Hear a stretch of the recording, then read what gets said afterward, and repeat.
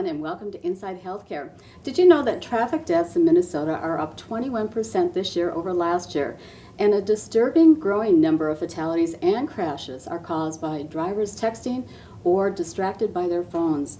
Starting this month in Minnesota, since August 1st, repeat offenders of texting will face a $275 fine for the second and each subsequent violation. That's up from a $50 fine for your first offense. If stiffer fines won't make you think twice before you pick up your phone while driving, the Minnesota State Patrol hopes that this video will. Take a look, everyone. The mission of the State Patrol is to make Minnesota roads safer. In recent years, we can all agree distracted driving is a problem on our roads. The video you are about to watch is a sad reminder of how one bad choice can change the lives of not only yourself, but others around you. Imagine yourself as a husband or wife who lost a spouse, a child who lost a parent, or the driver who took someone's life, all because you were distracted. Our message is simple: pay attention while driving.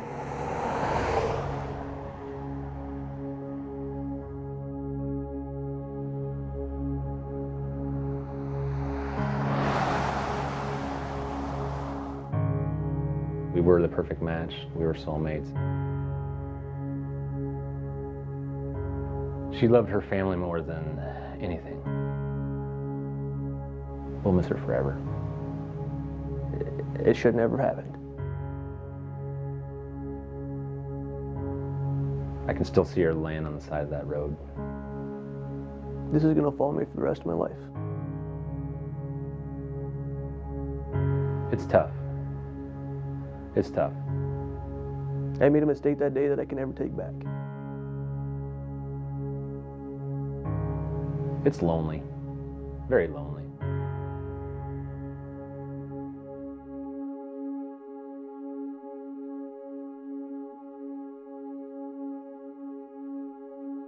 I remember the day of the crash. It was June 30th, and Andrea had the day off and was going to spend it with her girls that day. I was in one of our grain bins, and all of a sudden my mom called on the 2A and said, "Matt, where are you at?" And I could hear it on her voice that something was very wrong, because Mom said Andrea and the girls were in an accident. And I knew they were on the bike, so I knew it wasn't going to be good. We went out to the crash site. It was difficult. I could see they were doing CPR on Andrea.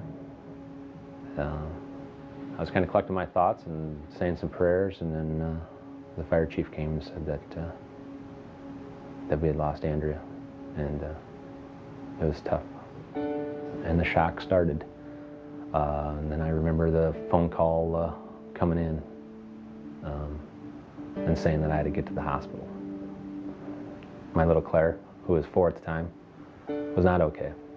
She had 5 broken ribs and a punctured lung, and some cracked vertebrae in her neck. And she was intubated. To see that little girl with the tubes and everything is just something no father should ever have to go through. To see the fear in your 4-year-old's eyes and the quivering of her lip just is beyond anything that anyone should have to go through. I think she knew Mom was gone, but yet, as a father, you still had to tell her her mom was gone. That day when Andrea was riding her bike, she was doing everything right. But Chris that day was doing something unsafe. He was looking at his phone and ultimately hit my girls. And it hurts. I don't know what I was doing for that second where I did not see her. Besides, I knew I was on my phone. I remembered that I had to make a payment on a loan, and I thought, what better time to do it now? If I forget, I won't remember to do it later. And so I decided to pick up my phone and started dialing. Next thing I knew is I heard a thud.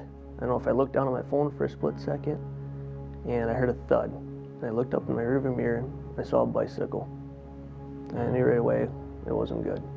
I never saw her one time. I stopped the vehicle as quick as I could. I started running back towards the bicycle. 911, where's your emergency? There's a girl in the bed. I think they hit by a car. You need the ambulance? She's not breathing good at all. We need an ambulance or something really fast. Like, she's not breathing. My thoughts were, what the hell have I done? How did I not see her? No doubt in my mind, it was my fault. I was on the phone.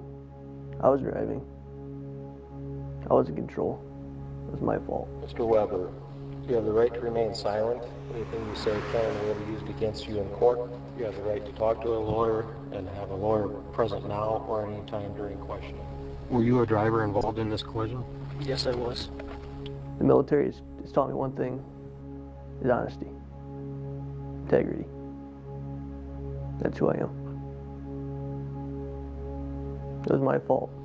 So it's fair to say you were looking at your cell phone. Yes, it would be fair to say it could be. I don't remember looking at myself. I remember being on my cell phone when it happened. Did you have time to apply your brakes? No, I did not have time. I didn't even see the gal. I don't like to fail. That day I felt like I failed. I failed, number one, because I was on my phone. I was distracted that day.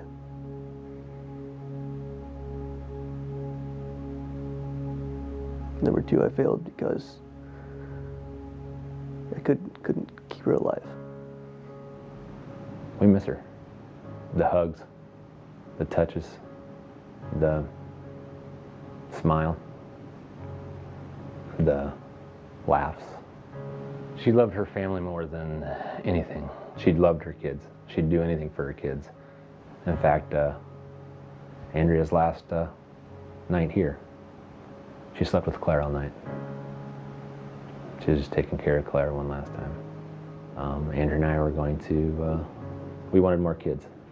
We even talked about adopting someday, but those dreams were shattered.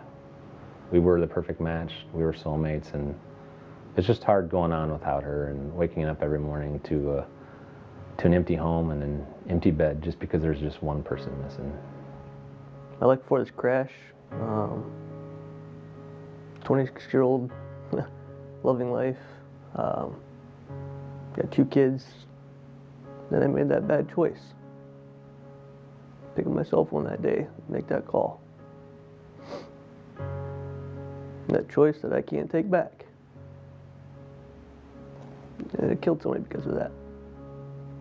When I learned Chris was on his phone, it didn't surprise me. I knew the person responsible for Andrea's crash was on her phone even before I was told. I'm thankful that I've got my girls because the day of the crash, they were involved in it, and it could have been a lot different. I could have lost everything. I'm terribly sorry for what I did that day. My actions can't be changed, and I feel terrible that I made that bad choice. It does make it easier that he's taking responsibility for it, but it still doesn't bring Andrea back. And I know that's what he would want, and I know that's what I'd want. It's what we'd all want. That's why we got to get the word out there. This doesn't need to happen to anyone ever again. He made a mistake in his life that he's going to have to live with for the rest of his life, just as we are going to have to go on with our life without Andrea, without my wife, the love of my life, the role model to her 2 girls. What I ask for everybody to do is think about when you pick up your cell phone in your vehicle, is that cell phone worth more than somebody's life next to you? Everybody's got to change their habits. Phones are a habit. They're a bad habit, especially when you're behind the wheel. Yeah, they make life easier, but they made life tougher for us. There's no text or phone call that is that important. I still think it's a big dream, but every morning we wake up, she's still not here. So, put the phone away. We're pretty good butterfly watchers now. Anytime we're seeing a butterfly, whether it be me or Claire, Butterflies remind me of Mom, and that Mommy is sending these butterflies from heaven for us to see. And we stop and take a moment and just watch the butterflies. We miss her forever. We'll miss her forever. Minnesota State Patrol reminds us all that it is illegal for drivers to read, write, or send texts while driving, and that includes sitting at a stoplight or a stop sign. Now we turn our attention to asthma and our first guest, Dr. Curt Belk. He's the medical director at the urgency room and a board-certified ER physician. Thank you, doctor, for joining us. You bet. Thank you for having me. So our topic is asthma, and I understand this time of year is especially tough on asthma. And why is that? So multiple factors. It's a lot of the pollens, the dust, the dirt, the molds. People are out now, out of their houses in the springtime. All the flowers and those blooms are allergens for people that have asthma, along with all the things that walk and sting and bite us, and then all the plants that we come in contact with, like poison ivy, oak, and sumac, can all be irritants to the lungs and asthmatics especially. And I know recently we had a lot of smoke coming down from Canada, and I heard some people saying that was causing even some problems. Yeah, so the air quality that we breathe in is also one of those things that can certainly be tough on asthmatics, because if you breathe in that air, it can cause the lung linings to react and spasm up and make breathing for those folks really challenging. And even when it gets very hot and the humidity maybe as well? Yes. And then besides ragweed, what are some of, you mentioned a couple, what are some of those main triggers? Yeah, the pollens of all the different flowering plants. If those who have cottonwood trees and dogwood trees, when you see those white things flying through the air, those are particularly hard on folks that have asthma. Oh, I have been seeing a lot of that. So what would be some of those ways that you would treat or prevent asthma? There's two main therapies for asthmatics to kind of arm themselves against all of those irritants. And there's a chronic medication that people take is inhaled corticosteroid. And they'll take that usually through one of those metered dose inhalers. Then there's the rescue meds, and that's usually a beta agonist, and that's where you'll see people puffing on their inhalers that they'll take a couple of quick puffs to help them in an emergent situation where they just need a little relief. And especially at this time of year, we have increased bees in the area throughout the month of August, it seems like. Yeah, that tends to be... And September even, too. Yeah, it tends to be difficult, especially as people warm up and they're drinking their beverages outside. You just got to be careful because the bees tend to swarm into those and fly in, and then if you take a sip, you can get stung. And I know I mentioned that I know personally 2 young men who had died of asthma attacks. That was the first I even knew that you could possibly die from it. So what are those warning signs, and when should you seek immediate medical care? So the early warning signs are just difficulty with breathing. You might feel a little heaviness or a tightness, or you might hear a wheeze as you try to breathe, or just with normal walking it becomes more difficult where you feel like you need to sit down or feel like you just can't get that deep breath in. Those are some of the early signs, and that progresses on into extreme shortness of breath, chest pain. Eventually you could even pass out and then even die from asthma. Those are the common symptoms in adults. Kids are a little bit different. Kids tend to just have increased work of breathing. They can still have the wheezing and the chest discomfort, but a lot of times you'll just watch them where their chest will have to cave in and out as they breathe harder and faster. And kids and adults can develop asthma at any time. You can. Yeah, there's some predilection for it. Certainly if mom and dad had asthma, you might be more inclined to develop asthma.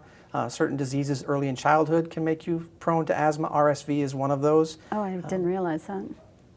And other causes, or? It can just trigger any age, any time. It can, yeah. And it can go away as well, too? Well, there's a lot of times we talk about the respiratory diseases early on in childhood because their airways are smaller. Irritations tend to be tolerated less often. As you get bigger and your airways grow, a lot of times people will, quote, grow out of their childhood asthma. And it's just because their airways have gotten bigger and they're able to handle some of the smaller volume changes to their lungs. So what final advice would you have for our viewers going into these final months of the summer, the first part of the fall? I think the biggest thing is just awareness. Awareness to your environment and what you're around, the quality of the air that you're going to be breathing. If you're going to be out and about on really high windy days, you just got to be prepared with your rescue inhaler. Well, it's great information. We really appreciate your time, so thank you for being with us. Thank you. Doctor.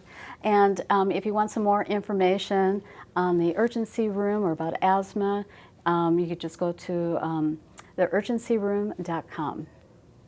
We'll take a short break, and when we come back, what one of our local communities is doing to create a healthy environment for all of us. Stay with us. Introducing a breakthrough in time management technology. A whole new day of the week. It's called Someday. Ingenious. Perhaps someday you were going to go skydiving. Enter a hot dog eating contest. Maybe ride a mechanical bull. Now it's on the calendar. You may want to retire someday. Ready for that? You'll really want this. A My Social Security account at socialsecurity.gov. You can estimate your future benefits, plan for your retirement, and how to save for it. If you already receive benefits, you can manage them online. Millions of people already have a My Social Security account. In fact, someone opens one about every 6 seconds. Get yours today, because someday is here at socialsecurity.gov. Welcome back to Inside Healthcare. Now we explore what one of our local communities is doing to create a healthy environment for all of us. And we're very pleased to have with us Jack Lanners, leaders from the Woodbury Community Foundation, and Roger Green. Thank you. Glad to be here. And I understand that you've got an exciting new health initiative that you're launching, but before we talk about that, Jack, why don't you tell us about the foundation for people that may not be familiar with the Woodbury Community Foundation?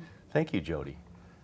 The Woodbury Community Foundation has been around for a little over 11 years now. We have over 20 dedicated board members who are continuing the mission of strengthening our community by connecting people and organizations with causes that matter. This is important as we move forward with our initiatives and our committees that take care of those.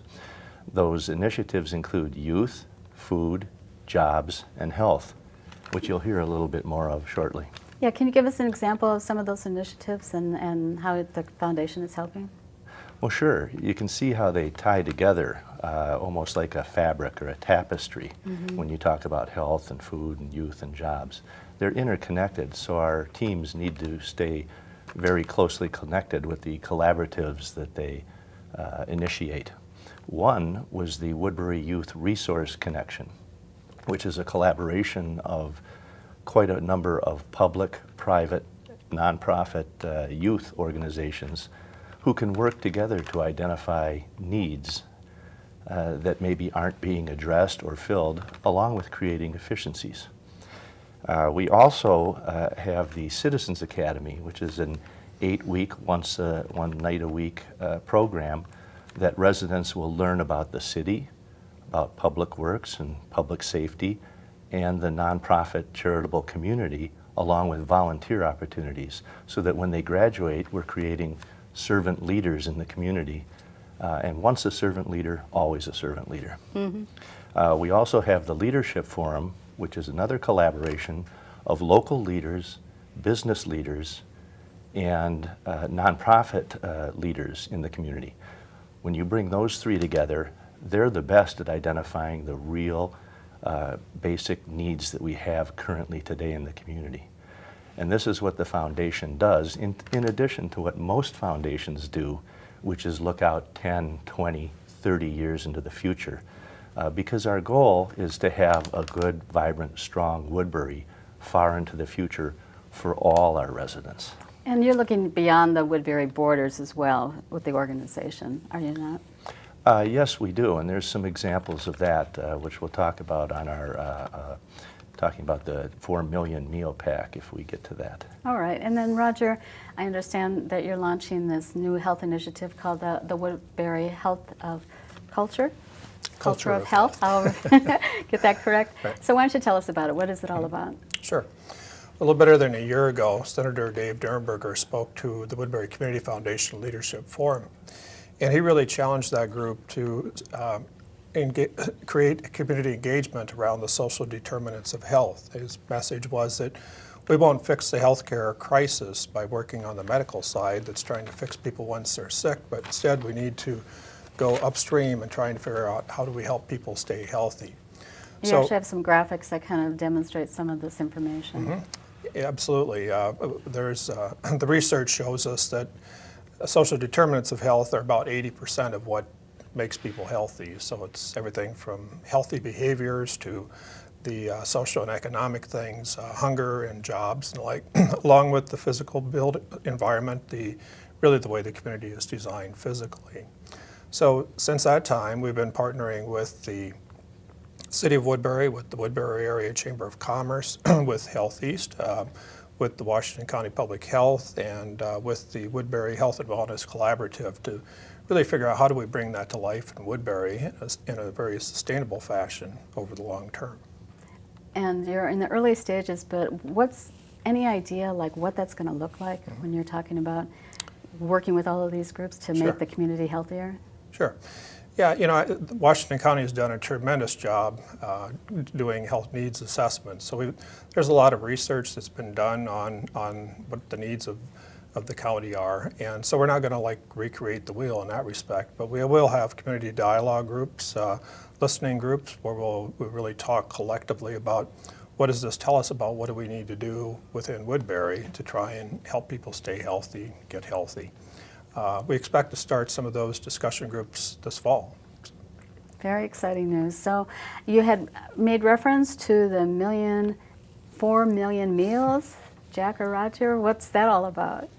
Well, I did, because it's a perfect example of a collaboration, not only between Feed My Starving Children and us in Woodbury, but also between hundreds of businesses and thousands of people that will be required to pack these 4 million meals for Feed My Starving Children. So it's really bringing the community together and the surrounding community, but it also is an example that we're working with Feed My Starving Children, which will donate 10% of the proceeds back to the Christian Covered Emergency Food Shelf, which And they don't usually do that. takes care of the region. No, No, this it's is a usually- groundbreaking initiative here. So 4 million meals, how do you hope to accomplish that? And again, the foundation is just supporting this effort by local organizers. That's correct. How do you- We're supporting it. We have our volunteer database, along with, we're really an umbrella go-to organization that we're developing our volunteer database. We have over 1,700 names. We'll certainly promote that through our business connections and group connections and initiative connections to put together teams, because we're going to need a lot of people to make those 4 million just can't meals, as you can imagine, yeah. imagine. It's a 4-day process, October 8th through the 11th at Bielenberg Sports Center.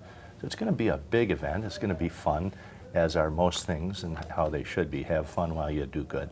And I understand it's being billed as the largest, or hopes to be one of the largest ever events? It definitely would be one of the largest. Whether it would be the largest, I'm not completely sure, but it's certainly big. And if people want more information, just look for it online then? Or? If they want more information, a great spot would be woodburyfeeds.org. Okay, sounds great. And I'm holding one of these green little frisbee sort of thing, and it says Chef Fest in Woodbury, and what's that all about? Well, each fall, the Woodbury Community Foundation has a community event to get people excited about what's going on in Woodbury and to help raise some money to support the operations. This year, we're extremely excited to have a new concept. We're going to be spotlighting the work of 5 area chefs who will be sharing their best kept secret recipes and sharing their food with the people that turn out. We're hoping to have 450 folks showing up at the prom center to share the fun with us that evening. And It's our largest annual fundraiser for the foundation. So we look at it as having fun, meeting friends, eating food, Well, it sounds and helping delicious. the future, Yeah. because it's the 4 F's there. So any hints on tips or what they're going to be serving up to some of these chefs yet, or is it all kept a secret at this point? It's not defined, but there will be at least 5 different stations for sampling, and you'll be able to try numerous different things at each station that could be international. It could tie in with seafood recipes and so on. So if you like food, this is an event not to miss. while you help the Community Foundation with the planning for the future. So it's a great cause, and some of the proceeds will go toward the local food shelf as well, I understand? Absolutely. We've worked closely with the food shelf in their strategic planning and throughout their growth process in serving the Woodbury and surrounding communities with those needs. Any other information that our viewers should know about the Woodbury Community Foundation and how you're trying to get us all healthy? Well, we could talk for hours about what's going on with the Woodbury Community Foundation. Having been around for 11 years, Jack's just kind of scratched the surface of the initiatives and the literally hundreds of volunteers that work with us every year to try and make Woodbury the best it can be for everybody. Jack, final? Exactly. Just really our 3-year legacy campaign to raise $3 million for the future that will culminate with the 50th anniversary of the city of Woodbury. This is an opportunity for people or families to leave a legacy in perpetuity for an area or field of interest that they care a lot about. And we know the future will be different. So if people want more information about Chef Fest, how they can participate or get involved with it, or the 4 million meals, how can they get more information about the Woodbury Community Foundation? The best place would be woodburyfoundation.org. That's very simple and sweet and short. It is, yeah. And then, of course, woodburyfeeds.org, they have a separate website for the 4 million meals. Well, I know that you're both very busy, so I really appreciate you stopping by and letting us know about these events and about the foundation, and thank you. Well, thanks for inviting us. Roger and Jack, thank you. And we'd like to thank you for joining us. We hope you'll join us next time on Inside Healthcare. We'll see you then, everyone. Feed the future.